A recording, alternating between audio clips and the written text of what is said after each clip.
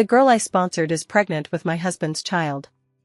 She came to my door with her pregnant belly, demanding I step aside. My husband told me to think of the bigger picture, saying that the baby in her belly was the root of their family. I laughed and slapped a sterility diagnosis report in his face.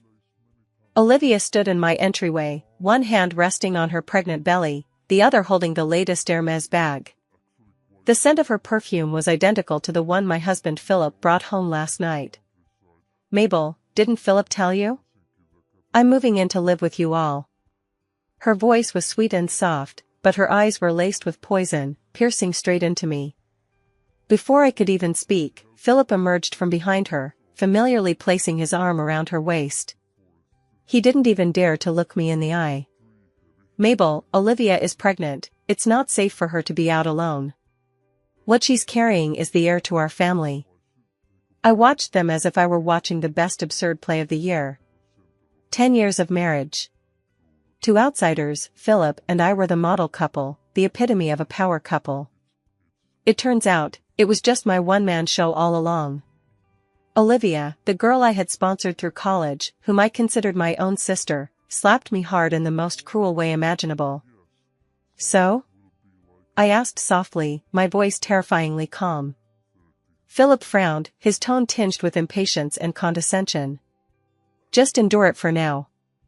After the child is born, registered under your name, you'll still be my wife. You need to consider the bigger picture." "The big picture?" I laughed, the laughter growing louder until tears streamed from my eyes. Philip's face turned ugly. A smug smile appeared on Olivia's lips. She stepped forward, intimately taking Philip's arm and deliberately protruding her belly toward me. "Mabel, just do us this favor. Since you can't have children, you can't let Philip's family line die out." This sentence, like a poisoned blade, pierced precisely into my heart. I stopped laughing, looked up, and stared coldly at them. Then, I pulled a folded piece of paper from my bag and slapped it fiercely across Philip's face. The paper scraped across his cheek, leaving a faint red mark. "Philip, do you want children? First, let's see if you're even worthy of having children." Philip froze. He picked up the paper, opened it, and his gaze fell on the diagnosis section. The 3 words azoospermia were like 3 steel nails, firmly embedded in his pupils. His face instantly turned from flushed to deathly pale, then livid. "Impossible," he roared like an enraged beast. "Mabel, how dare you forge something like this to deceive me?" Philip's roar echoed through the empty living room. The triumphant smile on Olivia's face froze. She snatched the diagnosis report, took one look, and her face turned equally pale. "Philip, this is fake, isn't it?" Her voice trembled as she clutched Philip's arm, as if grasping at the last straw.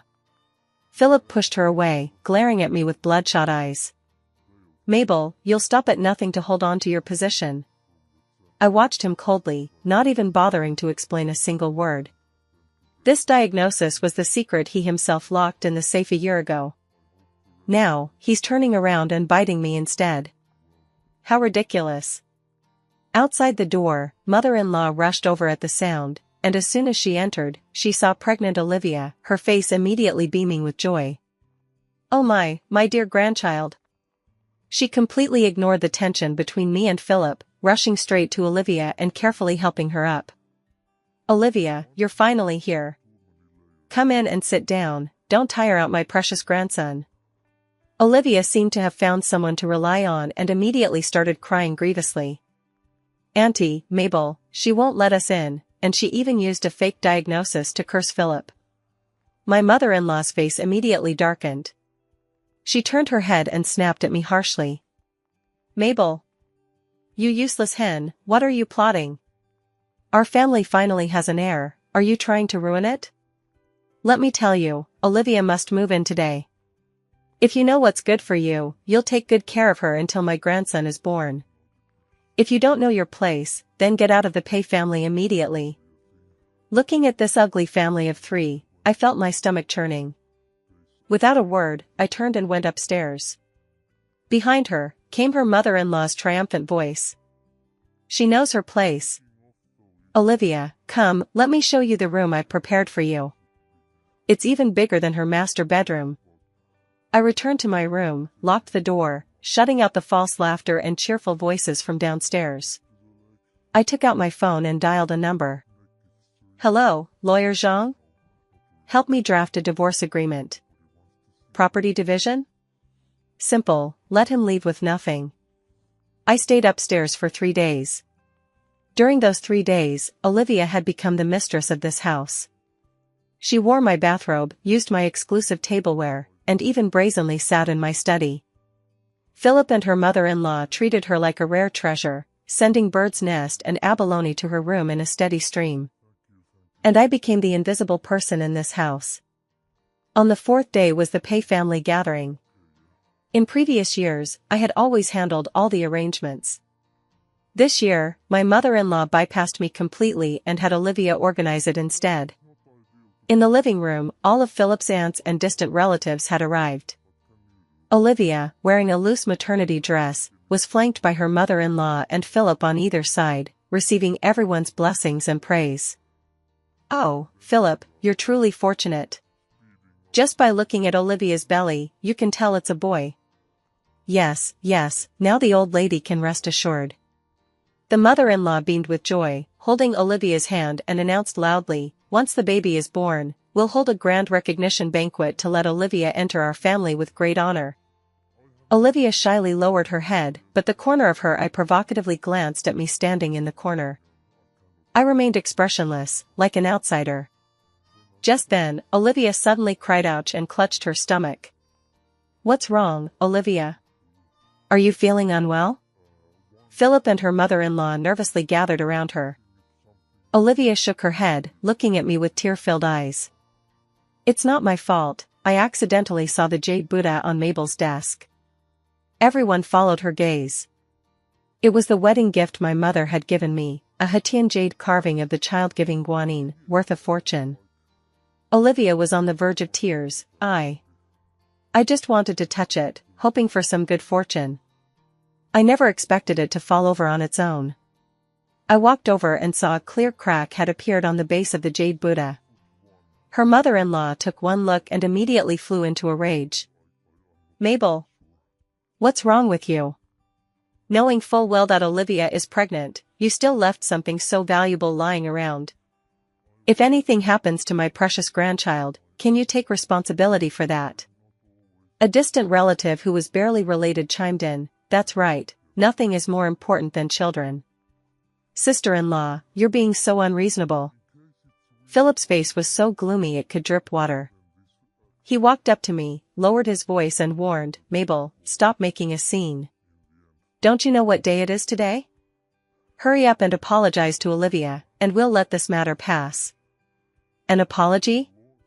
I looked at him and suddenly felt that for the past 10 years, I must have been blind. I picked up the cracked jade Buddha, and in the shocked gazes of everyone, raised it high, then smashed it heavily to the ground. With a crisp bang, the jade Buddha shattered into several pieces. The entire living room fell silent in an instant. Everyone was startled by my sudden action. It's just a broken Buddha, shattered is shattered. I dusted off my hands, my gaze sweeping across everyone before finally landing on Philip and Olivia's pale faces. Anyway, it's just a fake, can't invite the real Buddha. The family gathering ended on a sour note. I smashed the jade Buddha, completely igniting my mother-in-law's fury. She pointed at my nose, calling me a madwoman and venomous woman, and demanded that Philip must divorce me immediately. Philip looked at the mess with an iron face, and without saying a word, he pulled Olivia upstairs. That night, my bank cards and credit cards were all frozen. Philip used the most direct way to cut off my financial resources.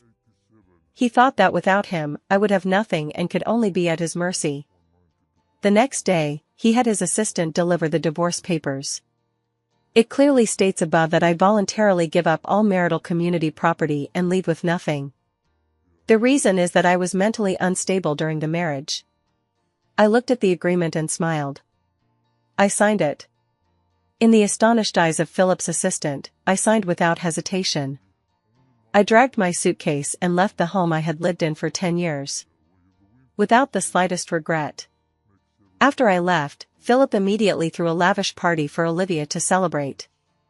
At the party, he gave Olivia a diamond necklace worth tens of millions and announced prominently that he would marry her as soon as the child was born. Olivia was on cloud nine, posting photos of her necklace and the party on her social media with the caption, "Thanks brother, my new life has just begun." Below, all the comments were from her so-called friends, filled with flattery and envy. And I became the laughingstock of the entire circle. A pathetic barren hen who was challenged by the mistress and thrown out by her husband. I paid no attention to these rumors and slanders. I checked into a hotel and made another call. "Hello, it's me." A deep male voice came from the other end, "Miss, everything is ready." "Good." I hung up the phone, looking at the bustling traffic outside the window with cold eyes. "Philip, Olivia. Your game is over." "My game has just begun." The first thing I did was go see someone. In an underground art studio in the west of the city, smoke swirled, and the smell of paint and turpentine mixed together, choking people and making it hard to breathe. A scruffy man was staring blankly at a painting. His name is Luke, Olivia's college classmate, and also a very talented painter. Or rather, he was. Luke. I called his name. He turned around, and when he saw me, a flicker of surprise flashed in his eyes before he returned to his dejected state. "Miss Mabel? What are you doing here?" "I'm here to buy a painting," I said straightforwardly. He laughed self-mockingly. "I only have a pile of trash here, no paintings." 3 years ago, Luke was the most anticipated new star in the art world. His graduation work Rebirth from Fire was purchased by a mysterious buyer for $1 million, causing a sensation for a time. Everyone thought he would have a bright future, but he suddenly vanished without a trace. Some said he had lost his talent, others said he had fallen into depression. Only I know the truth. I took a photo from my bag and pushed it in front of him. In the photo, Olivia was at the party, wearing that multi-million-dollar necklace, smiling like a flower. Luke's pupils suddenly contracted. He stared fixedly at the photograph, the hand holding the paintbrush trembling slightly from the force of his grip. "This painting, you drew it, right?" I pointed at the unfinished work before him. In the painting is a woman's back, standing before a sea of fire. The composition and brushwork are identical to that of Baptism by Fire from 3 years ago. He didn't answer, but his silence was the best answer. I took out another document and placed it on the table. These were the transaction records from that year, along with the buyer's bank statements. The buyer's name was Otto, and he was a money launderer. And this money ultimately flowed into Olivia's overseas account. Luke's body shook violently. He suddenly looked up, his eyes filled with bloodshot veins and disbelief. "No, impossible." "What's impossible?"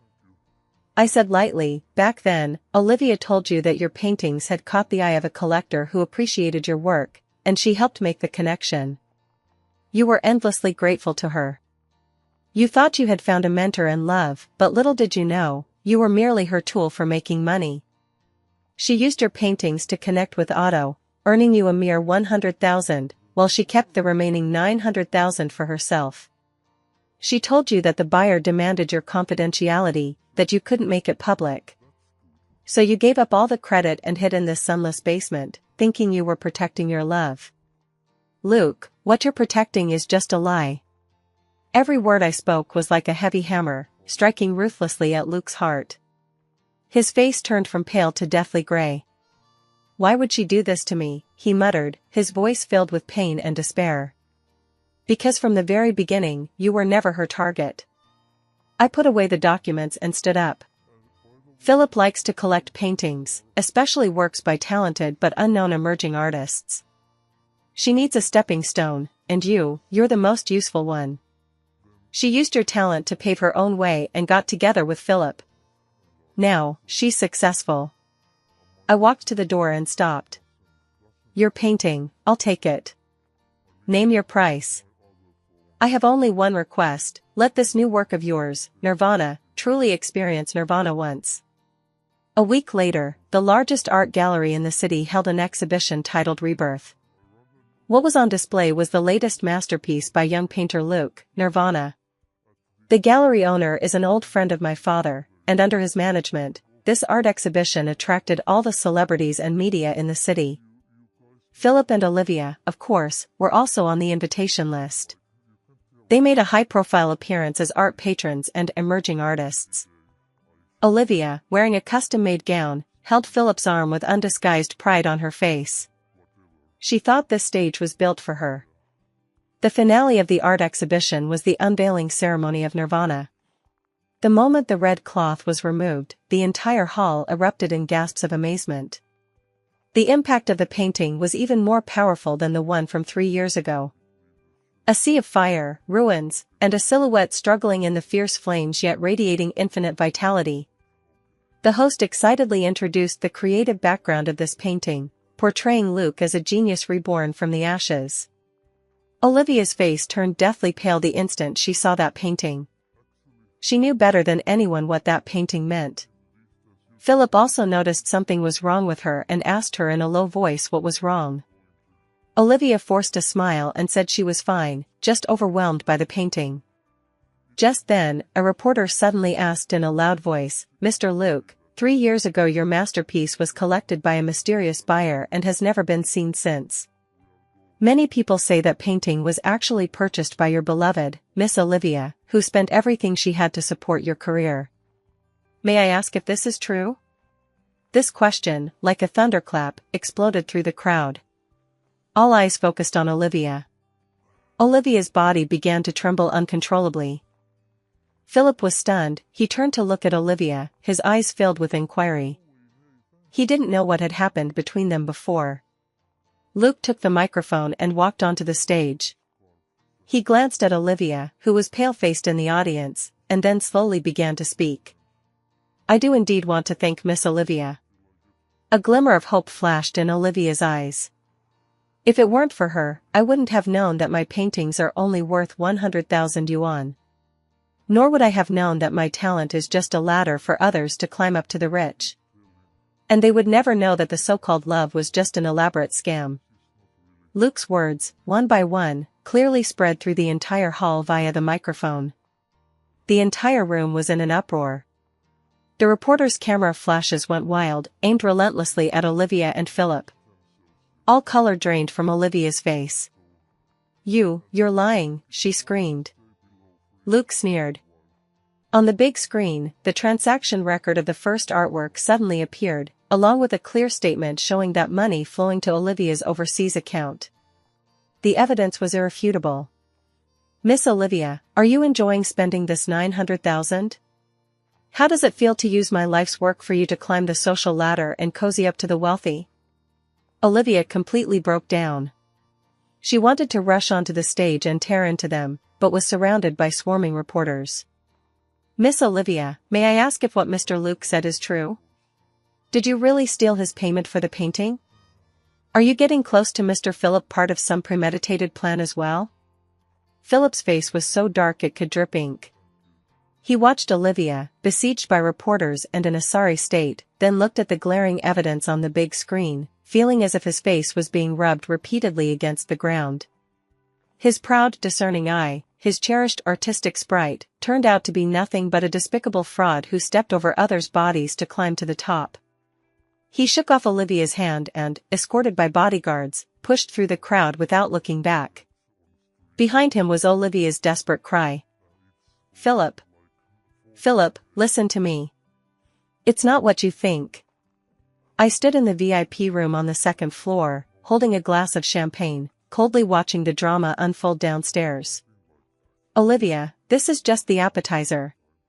The pain you inflicted upon me, I will make you repay 100-fold, 1,000-fold." The scandal of Olivia stealing the painting money and taking credit for it spread throughout the entire circle overnight. She went from a highly sought-after genius artist to a pariah in an instant. Philip kicked her out of the villa and froze all her cards. Her mother-in-law also avoided her like the plague, afraid of being tainted by her bad luck. With nowhere else to turn, Olivia had no choice but to move back to the shabby apartment she had previously rented. But her nightmare was just beginning. Luke's art exhibition was a great success, with Nirvana being purchased by an overseas wealthy businessman at a record-breaking astronomical price. Luke became an overnight sensation. The first thing he did was to entrust a lawyer to formally sue Olivia for fraud and embezzlement. Meanwhile, Otto, the money launderer who handled the Nirvana transaction, also approached Olivia. I just accidentally leaked Olivia's address to one of Otto's henchmen. For someone like Otto who lives on the edge, betrayal and deception are what he hates most. After Olivia used him to get close to Philip back then, she cast him aside. Now that Olivia has lost her power, Otto naturally won't let her off the hook. That night, I received a video. In the video, Olivia was cornered in her apartment by several burly men. Otto sat on the sofa, slowly wiping a dagger. "Olivia, you've got some nerve, trying to play me?" Olivia was so scared she knelt on the ground, trembling all over, pleading desperately. "Otto, I was wrong, I was really wrong. Please let me go, I'm pregnant with a child." "Child?" Otto sneered, standing up and tapping her face with the back of his dagger. "Did you think I wouldn't know who this child belongs to? Are you planning to use this bastard to trap Philip, and then turn against me? You think I can't hear your scheming all the way from Africa?" Olivia's face instantly turned deathly pale. I didn't. No?" Otto gripped her chin, his eyes fierce and merciless. "You'd better pray that Philip is a fool willing to be the father of the bastard in your belly. Otherwise—" He didn't finish, but the murderous intent in his eyes said it all. I turned off the video, feeling not the slightest ripple of emotion. Olivia's fate was her own doing. And as for Philip, his good days were also coming to an end. I had arranged to meet my mother-in-law. The location was a quiet tea room. The moment she saw me, she grabbed my hand, her eyes streaming with tears. "Juan, I'm the one who wronged you. I was blind and mistakenly trusted that little hussy. You should get back together with Philip quickly, we can't let that little bitch's scheme succeed." I pulled my hand away and said calmly, "Mom, I'm not getting back together with him. I came to see you today because I want to talk to you about something else." I pushed a document in front of her. "This is evidence that Philip has been transferring assets overseas behind my back for the past few years. The total amount is approximately 500 million. The mother-in-law's crying came to an abrupt halt. She picked up the documents, and the more she read, the more her hands trembled. This is impossible. How could Philip? He not only transferred the assets but also used that money to support several women outside. Olivia was just the most impatient one. I calmly stated the facts.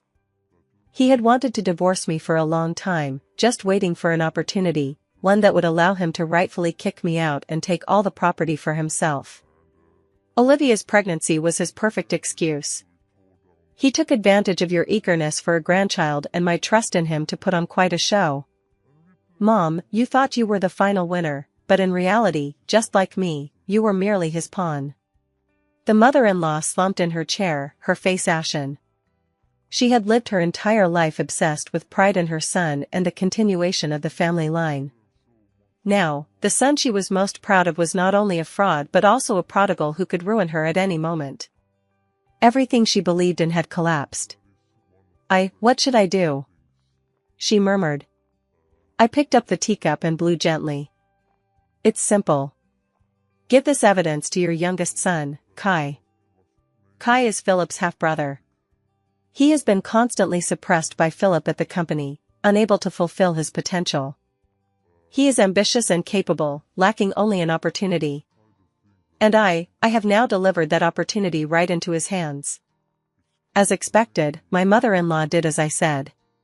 She couldn't bear to see her life savings squandered by that unfilial son, Philip. Rather than let Philip waste away the family fortune, she would rather have another son take over. A power struggle soon unfolded. Kai, armed with the evidence I provided, suddenly confronted Philip at the board meeting, exposing his crimes of embezzling company assets for personal gain. Philip was caught completely off guard. He never could have imagined that it would be his own mother and younger brother who stabbed him in the back. The shareholders on the board, like fence-sitters, immediately sided with Kai, who had conclusive evidence. Philip was removed from all his positions in the company, and his shares were frozen. From a high and mighty CEO, he became a homeless dog overnight. He rushed home, had a hysterical fight with his mother-in-law and Kai, and was thrown out. He came to me. He waited for me all night long, downstairs from my hotel. The next morning, when I went downstairs, I saw him haggardly leaning against the car with bloodshot eyes. When he saw me, he immediately rushed over and grabbed my hand. Juan, I was wrong, please forgive me, won't you? It was that bitch Olivia who seduced me. I made a mistake in a moment of confusion. Let's remarry, let's go back to how we were, okay? He pleaded with tears and sobs, acting with apparent sincerity. If it were before, I might have gone soft. But now, I just feel disgusted. I shook off his hand and looked at him coldly. Philip, do you still think you were just momentarily confused? He froze. I smiled, took out my phone, and played a recording. Doctor, is there really no other way? The voice in the recording was Philip's from a year ago, filled with despair and unwillingness to accept his fate. Next, the doctor's voice. Mr. Philip, your diagnosis is clear. It's congenital azoospermia, with no possibility of cure. Does your wife know about this? No. You can't let her know. Philip's voice became shrill. She must never know. Doctor, I'm begging you, you must keep this confidential for me. The recording finished playing. Philip's face could no longer be described as just pale. It was the ashen gray of a corpse. His whole body trembled like a sieve, pointing at me, unable to speak a word. You. Surprised? I put away my phone, watching his breakdown without a ripple in my heart. Surprised that I have this recording? Or surprised that I knew you were acting from the very beginning? Philip, your biggest mistake wasn't cheating, wasn't transferring assets. It was that you were too clever by half, treating me like a fool. You thought you could control everything, play everyone for a fool. You went to great lengths to protect your pathetic male dignity, wanting to find a woman to bear your child, and then kick me aside. Yet you didn't realize that from the moment you got that diagnosis and chose to hide it from me, you had already lost. I watched him teeter on the brink and delivered the final blow. Oh, right, I forgot to tell you. The baby in Olivia's belly isn't yours. It's Otto's. The bloodline you tried so desperately to preserve is the bastard child of a money launderer. Pfft, Philip couldn't hold on any longer, spitting out a mouthful of blood and collapsing straight to the ground. A chorus of exclamations rang out around me. I glanced coldly at him lying on the ground, turned around, and calmly walked away in my high heels. Philip was hospitalized with hemiplegia from a stroke. He would likely spend the rest of his life in a wheelchair. The company fell completely into Kai's hands.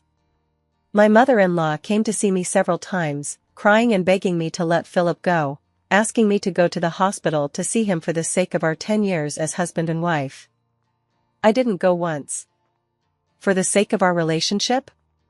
From the moment he decided to deceive me, only hatred has remained between us.